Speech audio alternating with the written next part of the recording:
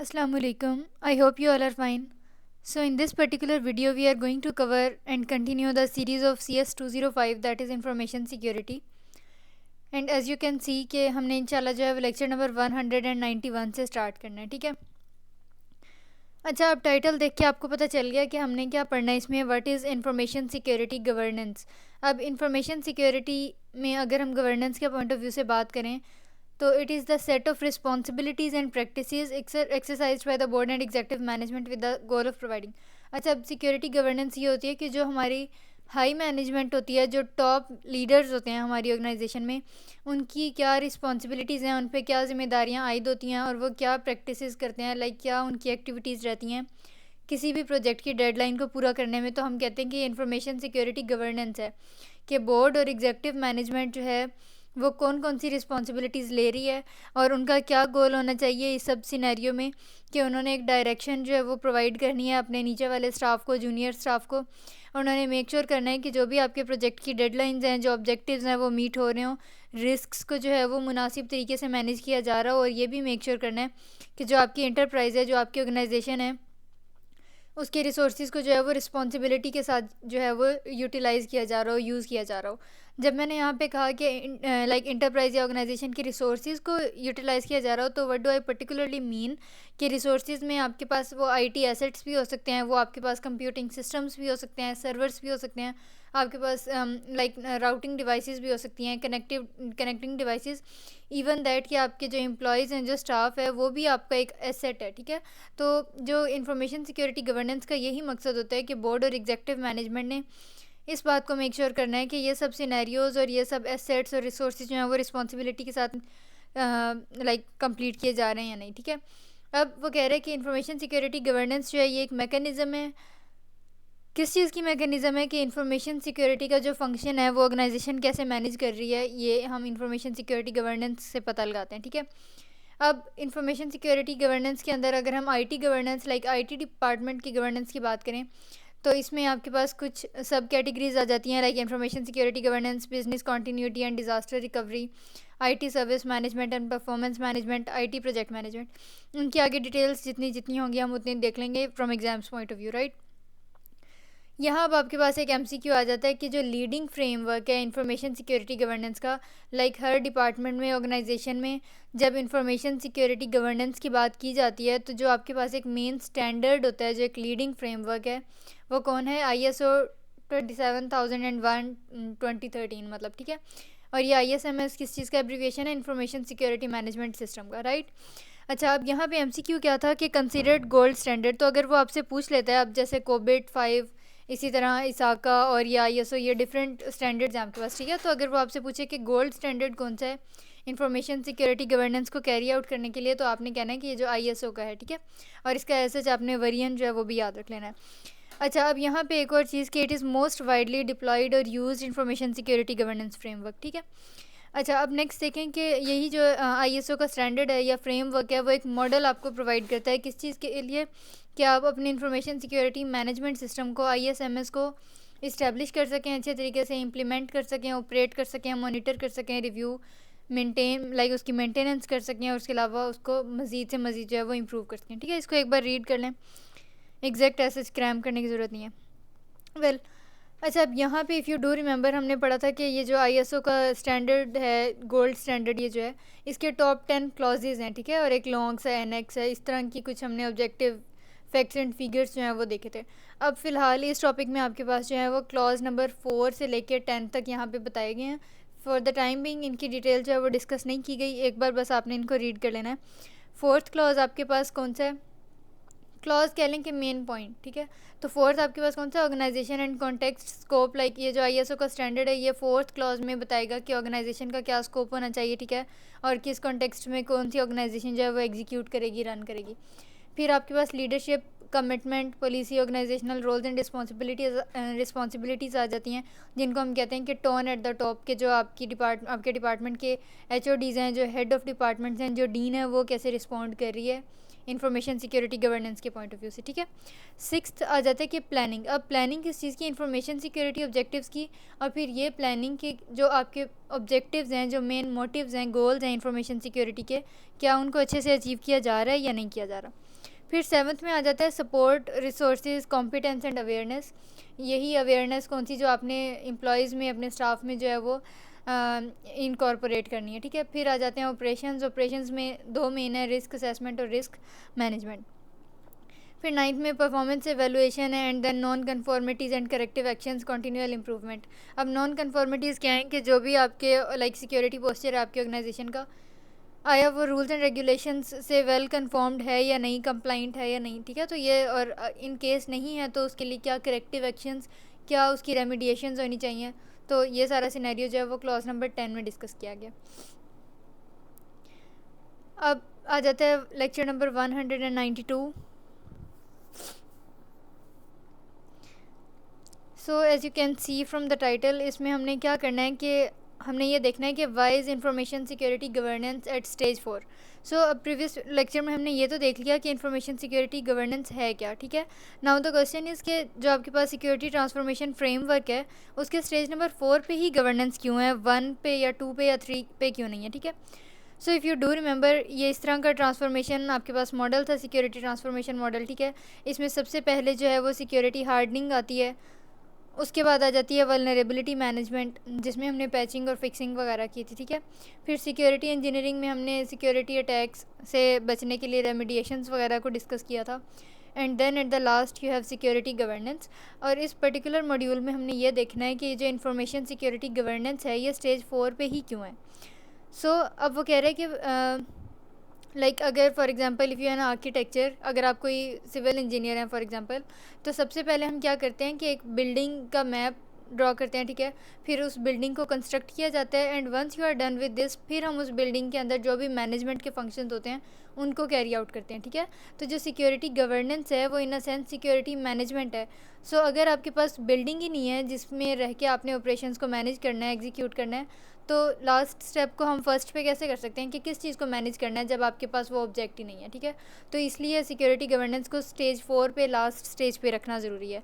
इसी तरह आप वो कह रहे हैं कि जो फर्स्ट 2 स्टेजेस हैं वो आपके पास इसेंशियल फाउंडेशन बिल्डअप करते हैं। अब ये फर्स्ट 2 स्टेजेस कौन से हैं? Security hardening and then vulnerability management, ठीक है। अच्छा, अब जब थर्ड स्टेज की बात करते हैं जो सिक्योरिटी इंजीनियरिंग का है, जैसे मैंने आपको बताया कि सिक्योरिटी इंजीनियरिंग में हम सोशल सिक्योरिटी अटैक्स वगैरह को प्रिवेंट करने के लिए जो है वो करेक्टिव एक्शंस लेते हैं, ठीक है। तो अब वो कह रहे हैं कि जो थर्ड स्टेज है वो क्या करता है, वो एडवांस्ड सिक्योरिटी मेजर्स की इम्प्लीमेंटेशन करवाता है। फिर अब once you are done with these 3 phases, तो फिर क्या होता है कि फोर्थ स्टेज जो है वो time to manage, like it is the main time to manage. So सबसे पहले आपने एक फाउंडेशन जो है वो बिल्ड करनी है, और फिर उसके बाद जो है वो आपने उसको मैनेज करना है। सो ये एक रीज़न है कि जो सिक्योरिटी गवर्नेंस है वो स्टेज 4 पे है, स्टेज 1 या 2 पे नहीं है, ठीक है।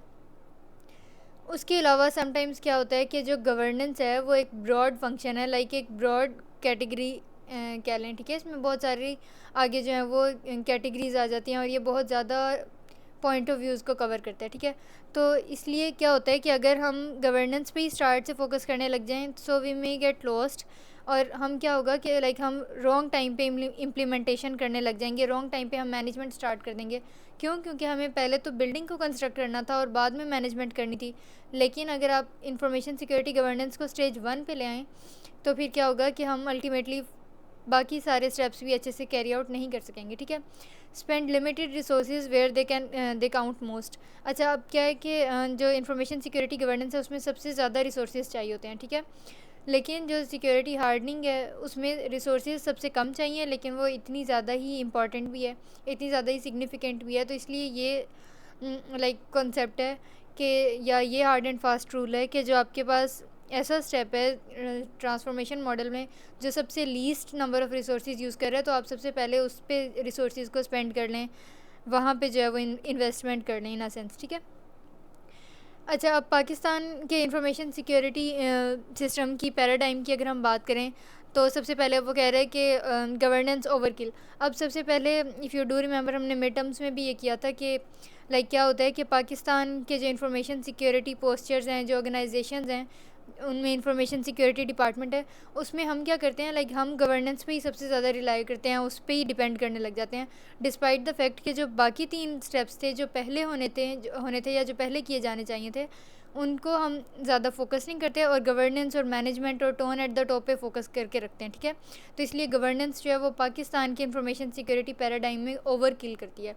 फिर उसके बाद रिएक्टिव। अब रिएक्टिव पाकिस्तान के इंफॉर्मेशन सिक्योरिटी डिपार्टमेंट्स कैसे हैं कि कोई सिक्योरिटी ब्रीच हो जाता है, कोई सिक्योरिटी हैक हो जाता है, तो क्या होता है कि हम सोशल मीडिया पे या इलेक्ट्रॉनिक मीडिया पे हम इतना ज़्यादा रिएक्ट करते हैं, हमारी गवर्नमेंट इतना ज़्यादा रिएक्ट करती है कि हम बेसिकली जो एक्शंस लेने चाहिए या जो रेमिडिएशंस होनी चाहिए उन पे कोई फोकस नहीं करता, सिर्फ हम उनको मीडिया की हद तक जो है वो रिएक्टिव वे से जो है वो रिस्पॉन्ड करते हैं। ठीक है, उसके अलावा ये सुपरफिशियल है, बिल्कुल ऑन द सरफेस है, ऑन द टॉप सरफेस है, और देखने में लगता है कि इंफॉर्मेशन सिक्योरिटी डिपार्टमेंट है, लेकिन डीप डाउन वो सच अपने रूल्स एंड रेगुलेशंस से उसकी अकॉर्डेंस भी नहीं होता और इंफॉर्मेशन सिक्योरिटी अच्छे से कैरी आउट नहीं की जा सकती। ठीक है, फिर उसके बाद इसी तरह से कंप्लीट एब्सेंस है अंडरलाइंग सिक्योरिटी कंट्रोल्स की, इसीलिए अब वो कह रहे हैं कि सिक्योरिटी ट्रांसफॉर्मेशन जो है वो अब चाहिए। ठीक है, फिर अब once the basic foundations of security hardening, vulnerability management and security engineering are in place, it is the time to manage the system. जैसे मैंने भी आपको बताया कि जब पहले 3 स्टेप्स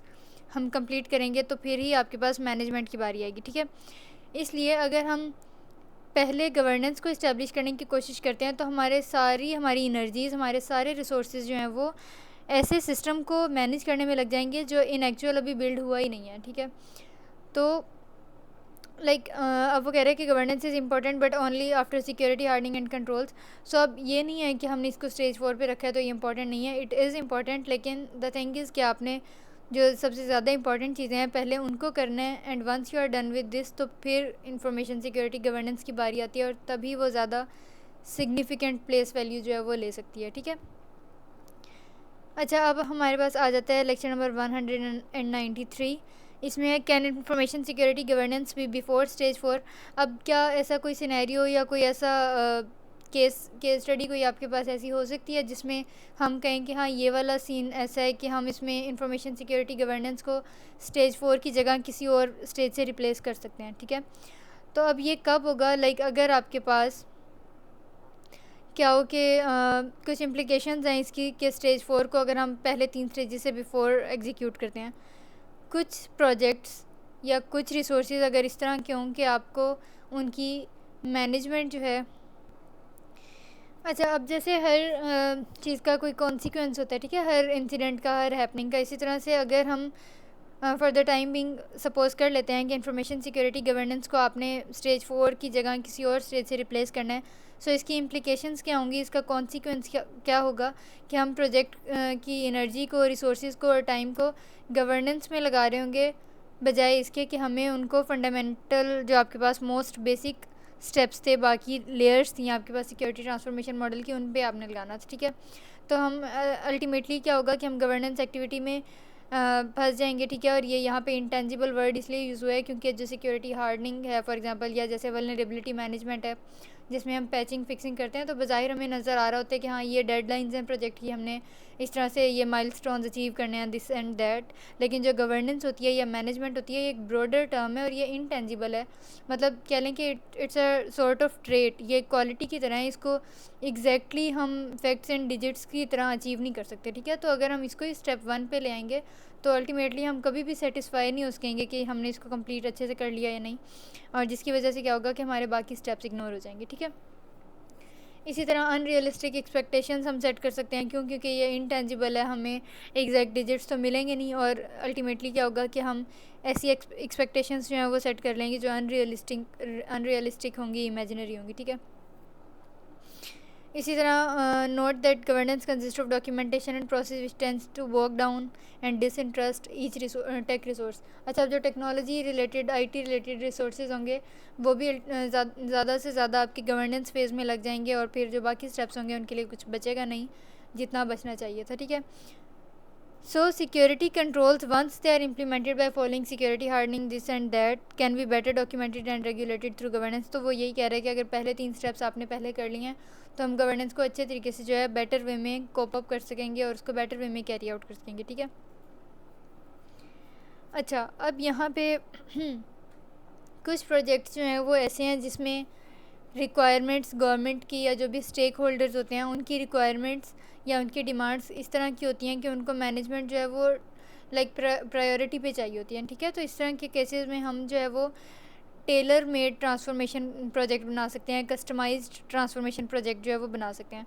और ये जो स्लाइड है इसमें वो कह रहा है कि जो we know what works and is implementable in terms of security controls, कि अगर हमने पहले 3 स्टेप्स को like sequence wise sequential way में अगर हमने उनको एग्जीक्यूट किया है तो हमें अल्टीमेटली पता होगा कि हमने गवर्नेंस फेज़ में जो है वो किस चीज़ को प्रायोरिटी देनी है और कैसे जो है वो हमने SOPs और पॉलिसीज़ वगैरह का जो है वो ख्याल रखना है, ठीक है। Minimal policy in place at initial stages as a starting point, कि आपके पास क्या होता है कि अगर हम लाइक आपके पास कुछ इस तरह के सिनेरियोज या प्रोजेक्ट्स बन जाते हैं जिसमें आपने क्या करना है कि आपको जो पॉलिसीज़ और जो आपकी गवर्नेंस फेज़ है वो आपको इनिशियल स्टेज पे चाहिए, तो फिर अल्टीमेटली हम कस्टमाइज्ड जो है वो यूज़ कर सकते हैं, ठीक है।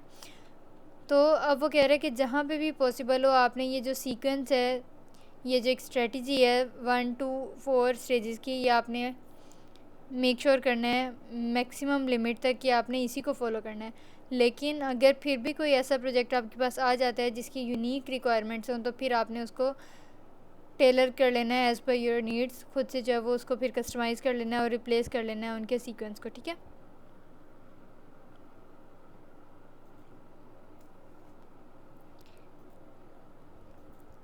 अच्छा, अब नेक्स्ट है कि Pakistan information security posture and challenges. अब यहाँ पे IT डिपार्टमेंट जो है उसको डिफरेंट जो है डिपार्टमेंट्स के साथ कोप अप करना पड़ता है, डिफरेंट डिपार्टमेंट्स की एक्सपेक्टेशंस और चैलेंजेस को मीट करना पड़ता है। अब वो कौन कौन से डिफरेंट डिपार्टमेंट्स या एस्पेक्ट्स हैं आपके पास? इंफॉर्मेशन सिक्योरिटी, जो हम बेसिकली रीड कर रहे हैं। इसी तरह कंप्लाइंस क्या होता है कि जो भी रूल्स एंड रेगुलेशंस हैं उनके साथ आपका सिस्टम जो है वो वेल कंप्लाइंट है, इन अकॉर्डेंस विद है या नहीं, ठीक है। इसी तरह रिस्क, जिसमें हम वल्नरेबिलिटीज़ वगैरह की बात करते हैं, and then you have audit, ठीक है। टेस्टिंग, पेनिट्रेशन टेस्टिंग और रेड टीम एक्सरसाइजेस, ठीक है। अच्छा, अब यहाँ पे बात क्या हो रही है स्लाइड में कि जो IT डिपार्टमेंट है उसने इन चारों डिपार्टमेंट्स की रिक्वायरमेंट्स को जो है वो मीट करना होता है। तो अल्टीमेटली क्या होता है कि कंटेंशन लाइक रिसोर्सेज की आपस में कंटेंशन हो जाती है कि वो लाइक उनका एक कंपटीशन क्रिएट हो जाता है कि किसने जो है वो कितने रिसोर्सेज को अवेल करना है और किस टाइम पे करना है, ठीक है। अब IT चैलेंजेस जो पाकिस्तान की इंडस्ट्रीज़ जो हैं वो फेस करती हैं रिलेटेड टू इंफॉर्मेशन सिक्योरिटी, उसमें वो कह रहे हैं कि IT जो है वो बहुत ज़्यादा कॉम्प्लेक्स है and it is difficult to manage.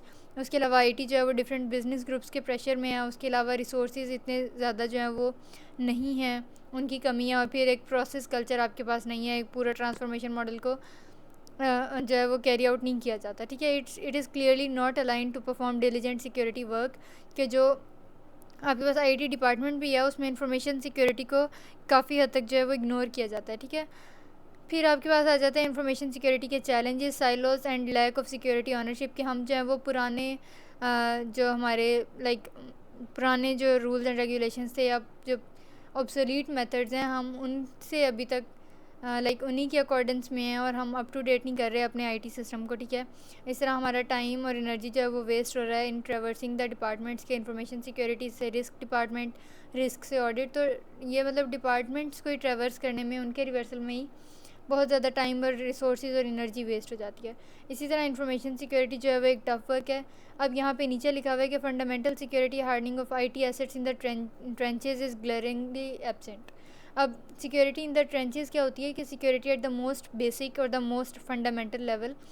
तो जैसे मैंने अभी आपको बताया कि जो 4 लेयर ट्रांसफॉर्मेशन प्रोजेक्ट होता है, अगर उसमें हम लाइक जो फर्स्ट या सेकंड स्टेप है सिक्योरिटी हार्डनिंग और वल्नरेबिलिटी मैनेजमेंट, अगर हम उनको ही नहीं अच्छे से एग्जीक्यूट कर रहे हैं, उनको ही नहीं अच्छे से कंप्लीट कर रहे, तो अल्टीमेटली क्या होगा कि जो बाकी फेजेस हैं वो भी हम लाइक एक्सेप्शनल वे में उनको कंप्लीट नहीं कर सकेंगे, ठीक है। तो जो सिक्योरिटी इन द ट्रेंचेस है eight the most basic level है, मेक श्योर करें कि हम पहले उसको अच्छे से जो है वो कंप्लीट कर सकें, ठीक है। फिर पाकिस्तान इंडस्ट्री कैरेक्टरिस्टिक्स की बात करें तो यहाँ पे देखें वेवरिंग मैनेजमेंट कमिटमेंट, कि आपके पास जो मैनेजमेंट कमिटमेंट है वो फ्लिकरिंग है, स्टेबल नहीं है। फिर सुपरफिशियल ड्रेसिंग सिक्योरिटी, जैसे मैंने आपको बताया कि रिएक्टिव रिकवरीज होती हैं, लाइक रिएक्टिव हैं हमारे सिक्योरिटी पोस्चर लेकिन इम्प्लीमेंट नहीं करते, ठीक है। उसके अलावा सिक्योरिटी हार्डनिंग जो है वो लार्जली अनटच्ड है, कि जो आपके पास इंफॉर्मेशन सिक्योरिटी डिपार्टमेंट्स भी हैं वो फर्स्ट और बेसिक जो लेवल है सिक्योरिटी हार्डनिंग का उसको ही स्टिल उन्होंने अनटच्ड रखा हुआ है, लाइक उस पर उन्होंने अभी तक काम ही नहीं किया, ठीक है। Industry has been in denial कि जो आपके पास इंफॉर्मेशन सिक्योरिटी की इंडस्ट्री है पाकिस्तान में उसमें लाइक अब टिल डेट जो है वो कोई काम नहीं किया गया, ठीक है। अब यहाँ पे देखें कि पाकिस्तान इंडस्ट्री कैरेक्टरिस्टिक्स में ये आपको डबल हेडेड एरो नज़र आ रहा है कि एक तरफ है मैनेज सिक्योरिटी और सिक्योरिटी हार्डनिंग, कि पाकिस्तान में यही जो है वो लाइक कन्फ्लिक्ट रहता है कि हमने सिक्योरिटी को मैनेज करना है या सिक्योरिटी को हार्डनिंग प्रोवाइड करनी है। और अल्टीमेटली क्या होता है कि हमारे कंट्री में हम सिक्योरिटी को मैनेज करने में, गवर्नेंस में इतना ज़्यादा टाइम लगा देते हैं कि जो सबसे अहम फेज़ होता है सिक्योरिटी हार्डनिंग, उस पर कोई जो है वो गौर नहीं करता, ठीक है। तो Pakistan is now almost one entire technology generation behind in information security, के लाइक ऑलमोस्ट 10 to 12 ईयर्स जो है वो हमारे पाकिस्तान का जो हमारा आईटी सिस्टम है वो अब लाइक जितनी प्रोग्रेस हो चुकी है आईटी में उससे 10 से 12 साल पीछे जा रहा है, ठीक है। So information security transformation model is only the way to catch up. तो अगर लाइक इतने जनरेशन गैप को, इतने टेक्नोलॉजी गैप को अगर हमने किसी तरह फिल करना है, ये 10 से 12 साल की जो डिस्क्रिपेंसी है अगर उसको हमने दूर करना है, तो अब वो कह रहे हैं कि इंफॉर्मेशन सिक्योरिटी ट्रांसफॉर्मेशन मॉडल जो है वो यही तरीका है कि अगर हम जो भी आपके प्रोजेक्ट्स हैं रिलेटेड टू इंफॉर्मेशन सिक्योरिटी उसमें ये वाला ट्रांसफॉर्मेशन फ्रेमवर्क जो है वो इम्प्लीमेंट करें। अच्छा, अब नेक्स्ट आ जाता है 195। इसमें है information security governance building blocks. अच्छा, बिल्डिंग ब्लॉक्स या जो मतलब स्मॉलेस्ट और फंडामेंटल यूनिट्स हैं इंफॉर्मेशन सिक्योरिटी गवर्नेंस के, वो यहाँ पे 4 हैं: policy, resource and priority, periodic review, responsibility, ठीक है।